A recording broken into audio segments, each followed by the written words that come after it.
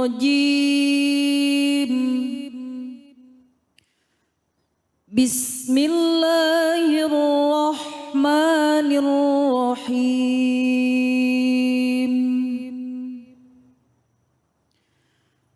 ولا تنكحوا المشركات حتى يؤمن ولأمة مؤمنة خير من مشركة ولو أعجبتكم ولا تنكحوا المشركين حتى يؤمنوا ولعبد مؤمن خير من مشرك ولو أعجبكم أولئك يدعون إلى النار والله يدعو إلى الجنة والمغفرة بإذنه ويبين آياته للناس لعلهم يتذكرون صدق الله العظيم. Alhamdulillah Ustazah Rida tadi telah membacakan ayat suci Al-Quran surah Al-Baqarah ayat 221. Isinya adalah larangan untuk menikahi perempuan musyrik. Begitu juga dengan laki-laki dari golongan musyrikin. Bahkan juga ada yang lebih dalam lagi mengatakan ini tidak hanya musyrik tapi juga orang kafir juga termasuk yang tidak boleh dinikahi. Nah mungkin bisa dijelaskan juga Ustadz, ini berkaitan juga salah satu ayat di surah Al-Maidah itu yang membolehkan kita kaum muslimin khususnya laki-laki menikah dengan perempuan ahli kitab. Nah, apakah ayat ini tidak sedikit kontradiksi atau mungkin bisa dijelaskan definisi dari ahli kitab ini gimana gitu Ustaz? Silakan Ustaz, fadhal. Bismillahirrahmanirrahim. Alhamdulillahirabbil alamin wassalatu wassalamu ala Rasulillah sallallahu alaihi wasallam. Allahumma salli wa sallim wa barik ala sayyidina Muhammadin wa ala alihi wa sahbihi ajmain amma ba'du. Surat Al-Baqarah ayat 221 ini pada intinya adalah larangan untuk menikahi wanita yang musyrik dan larangan untuk menikah dengan laki-laki yang musyrik. Ayat ini turun sebab nuzulnya adalah sebagaimana dijelaskan dalam tafsir Al-Baghawi. Pada suatu hari baginda Rasul SAW memerintahkan Aba Mursid Al-Ghanawi. Aba Mursid Al-Ghanawi ini diutus oleh baginda Rasul datang ke Mekah untuk membebaskan kaum muslimin yang masih tersisa di sana. Ternyata Aba Mursid ini ketemu dengan cinta lamanya. CLBK, jadi ternyata di zaman baginda Rasul juga ada CLBK ya. Namanya wanita itu adalah Inak, ya nama Inak, dia nama apa jahiliyah. Kemudian bertemu dengan Inak dan kemudian Inak ini masih ada rasa dengan Aba Mursid Al-Ghanawi ini. Kemudian Inak ini menyampaikan kepada bapaknya dan ketika Aba Mursid ini datang kepada keluarganya ternyata dipukulin Aba Mursid. Karena ternyata keluarganya tidak merestui. Akan tapi Aba Mursid kemudian menyampaikan kepada Inak, saya akan minta petunjuk kepada baginda Rasulullah Muhammad SAW. Akhirnya kemudian setelah selesai tugasnya di Mekah, pulang ke Madinah, nyampaikan kepada baginda Rasul, ya Rasul saya masih cinta dengan seorang kaum Quraisy musyrikah namanya Inak. Kemudian turunlah ayat ini, wala tunkihul musyrikati hatta yu'min. Janganlah engkau, ini nafi, ini betul-betul larangan berat. Jangan sekali-kali engkau menikahi wanita-wanita musyrik hatta yu'min. sampai mereka itu beriman. Maksudnya apa sampai mereka itu beriman? Ini harus dipahami Bapak Ibu sekalian. Sampai betul-betul mereka itu masuk ke dalam Islam, menjalankan Islam dengan baik, mendapatkan ajaran Islam dengan baik, dan keislaman mereka betul-betul lillahi ta'ala, bukan karena menikah. Karena sekarang harus hati-hati, orang akan menjalankan, menghalalkan segala cara demi untuk mendapatkan pujaan hatinya. Dan hati-hati ketika ini larangan, betul-betul larangan yang akan dijelaskan nanti pada akhir ayat ini.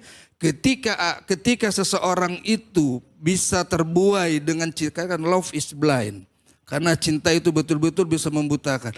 Ketika orang itu masuk ke dalam Islam demi cinta, hati-hati. Ketika suatu hari nanti dia akan menarik pasangannya itu untuk masuk ke dalam agamanya. Karena tidak hatta yu'min, tidak betul-betul iman. Makanya kalau nanti di antara keluarga kita ada mendapatkan seperti ini, diharuskan untuk betul-betul dia belajar Islam dulu. Jangan langsung dinikah. Jangan asal bilang asyhadu alla ilaha illallah, oke besok nikah. Tidak. Harus belajar dulu Islam, harus sholat dulu. Kalau laki-laki hitan dulu. Emang enak di hitan? Ya, kita aja kapok nggak mau 2 kali ya Pak ya? Iya nggak mau kita 2 kali. Emang enak. Udah nggak bisa Ustadz. Iya, harus betul-betul menjalankan syariat agama Islam dengan baik dan benar. Setelah itu baru dinikahkan, kalau bila perlu ada verifikasi keislamannya.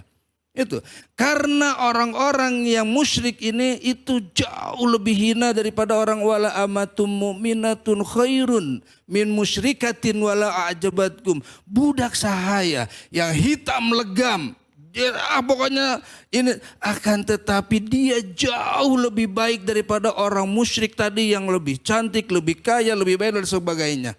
Karena apa yang di sini lihat adalah keimanan. Ini yang terpenting.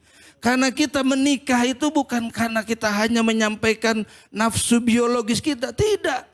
Tapi betul-betul harus menjaga keimanan, itu yang penting. Makanya dalam Islam itu ada 5 hal yang perlu dijaga. Ada namanya maqasidus syariah khamsah. 1, hifzuddin. Jadi syariat ini semuanya bertujuan untuk menjaga, melestarikan agama ini. Kemudian hifzul akal. Makanya kita tidak boleh itu namanya mukhadarat, obat-obatan, karena akan merusak akal.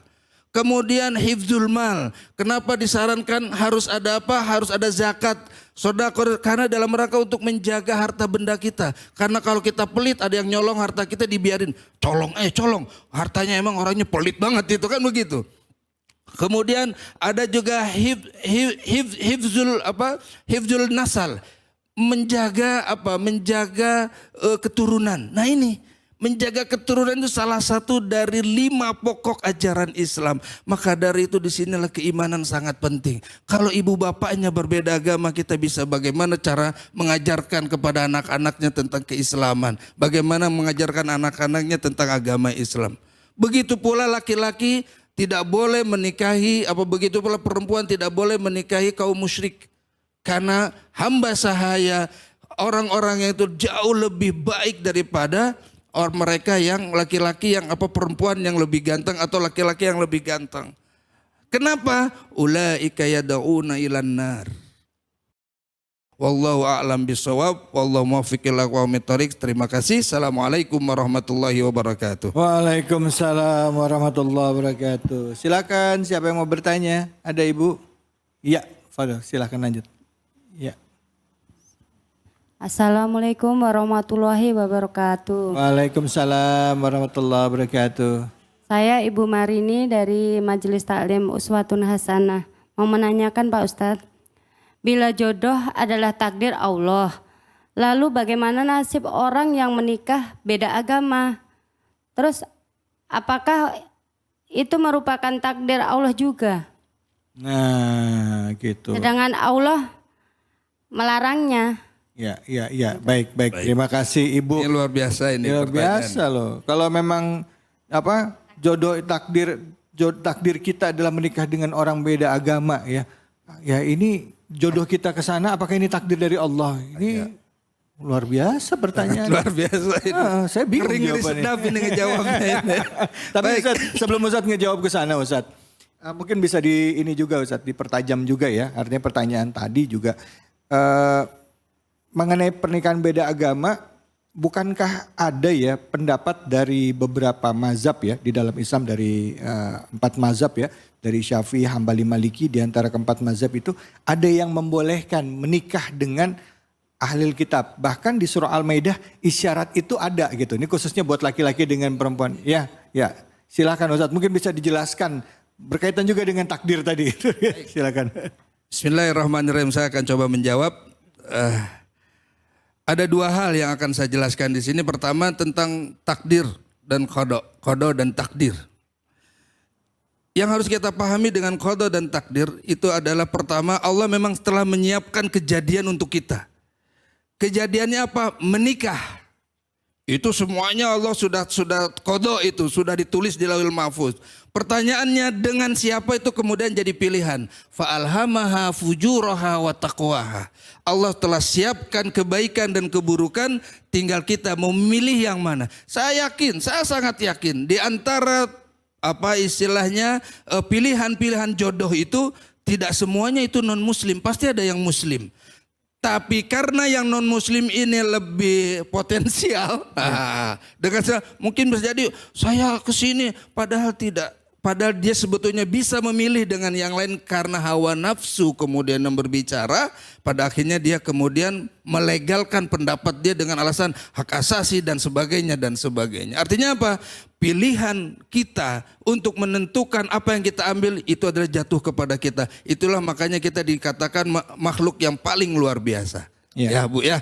Itu. Yang kedua tentang bagaimana menikah dengan ahlul kitab. Ada yang mengatakan pendapat ini lanjutan, saya nggak baca semua karena ini waktu gitu ya. Qil di sini bahwa ayat ini adalah menasakh, menghilangkan hukum yang membolehkan menikah dengan ahlul kitab. Karena pengertian musyrik. Karena pengertian musyrik itu adalah orang-orang yang tidak menjadikan Allah sebagai Tuhannya dan tidak menjadikan Nabi sebagai nabinya. Sementara ahlul kitab seperti itu. Bagaimana kata di sini mengatakan, bagaimana kita mengatakan kepada orang yang tidak mengatakan Allah Tuhannya dan kemudian Nabi Muhammad itu bukan nabinya mengatakan bukan musyrik? Ya pasti sama dengan itu. Nah itu, ini mengatakan istilahnya menurut pendapat yang bahwa musyrik itu termasuk ahlul kitab. Nah kita lebih baik kita mengambil yang apalagi sekarang tentang ahli kitab yang ada sekarang itu sudah tidak bisa lagi, tidak akan sesuai lagi dengan mungkin yang dulu-dulu ya mungkin, tapi sekarang sudah tidak. Maka lebih baik. Nah ini kadang hal seperti ini kemudian suka dijadikan alasan. Nah begitu. Sudah jelas sekarang bahwa ahlul kitab sama dengan musyrik. Ya, seperti itu dalam hal pernikahan. Baik, alhamdulillah. Terima kasih banyak. Terima kasih Pak Ustaz. Ya, terima kasih Ibu. Baik, temanya agak berat nih sekarang ya. Sampai ibu-ibu jadi pada mikir. Mudah-mudahan Allah lindungi kita dan keluarga kita senantiasa dalam kebaikan. Kita akan lanjutkan lagi. Terima kasih banyak Ustadz Awaludin atas ilmunya. Tetaplah di sini di Cahaya Hati Indonesia.